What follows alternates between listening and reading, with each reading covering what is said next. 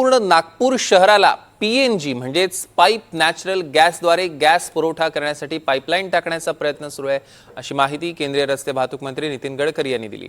संपूर्ण नागपूर शहराला पीएनजीद्वारे गॅस पुरवठ्यास सुरुवात झाल्यानंतर नागरिकांना सिलेंडरच्या तुलनेत 10% कमी खर्च येईल, असंही गडकरी म्हणाले। या संदर्भात नितीन गडकरी यांच्याशी बातचीत केली आहे आमचे प्रतिनिधी प्रवीण मुधोळकर यांनी। नितीन गडकरी माझ्यासोबत आहेत। आजचा दिवस अत्यंत महत्त्वाचा आहे। नागपूर सिलेंडर मुक्त होणार आहे। सर, 2 वर्षात नागपूर सिलेंडर मुक्त होईल आणि सीबीजी ज्या सीबीजी साठी तुम्ही कंप्रेस बायोगॅससाठी तुम्ही आग्रही होता, अनेक वर्ष तुम्ही काम करताय, सीबीजी सुद्धा एक जाईल घरोघरी आणि नागपूर सिलेंडर मुक्त होईल। 2 वर्षात मी करा असं सांगितलं, त्यांनी बराच वेळ मागितला, पण हे जर झालं तर नागपुरात जर गाड्या सीएनजीवर चालल्या तर प्रदूषण कमी होईल।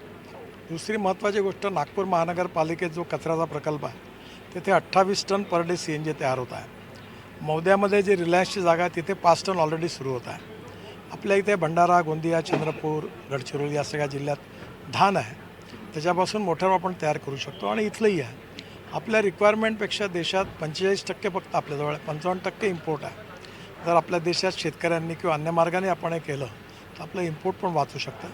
हळूहळू पाईपनी सगळ्यांच्या घरी गॅस जावा, इंडस्ट्रीत जावा, सिलेंडरची गरज पडू नये, म्हणजे गॅसची किंमत ही 10-15% स्वस्त होईल, स्वस्तात मिळेल आणि प्रदूषण पण कमी होईल। एक चांगली सुरुवात नागपूरला झाली आहे आणि लवकरात लवकर आता नागपूरला घराघरात पाईपलाईनने गॅस पोहोचवण्याचा प्रयत्नाची योजनेला जनतेने सहकार्य करावं, जेणेकरून लवकरात लवकर हे जर झालं तर नक्कीच एक नागपूरच्या जनतेला 10% गॅसची बचत पण होईल पैशामध्ये आणि घरी जेवढा पॅसपॅत मिळेल एक चांगली सोय होणार आहे। सर, शेवटचा प्रश्न असा, 1 लाख कोटीपेक्षा जास्त नागपूरमध्ये प्रोजेक्ट जे झालेले आहे, समृद्धी महामार्ग 55,000 कोटीचा आहे, मेट्रो आणली first phase, second phase, AIIMS, IIT, IIIT, gas सगळं सुरू आहे। आगामी निवडणुकांमध्ये तुम्ही काम केलेलं तुमचा हिशोब चुकला।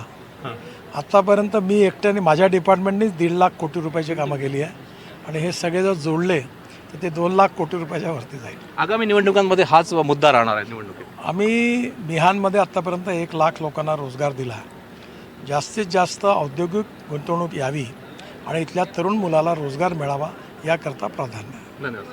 आपण पाहू शकतो ही जी फॅसिलिटी आहे, ही फॅसिलिटी नागपूरच्या कान्होली बारा परिसरामध्ये तयार झालेली आहे आणि कान्होली बारातली ही जी फॅसिलिटी आहे, ही फॅसिलिटी आत्ता नागपूर शहरात पीएनजी गॅस जो आहे तो घराघरात जाईल, त्यामुळे सिलेंडर मुक्त नागपूर होण्याच्या दृष्टीनं अत्यंत महत्त्वाचं हे पाऊल आहे। यासोबत इंडस्ट्रीज, हॉस्पिटलला सुद्धा गॅस पाईपलाईनद्वारे दिला जाईल। व्हिडिओ जर्नलिस्ट विनय शुक्लासह प्रवीण मुधोळकर, NDTV मराठी, नागपूर।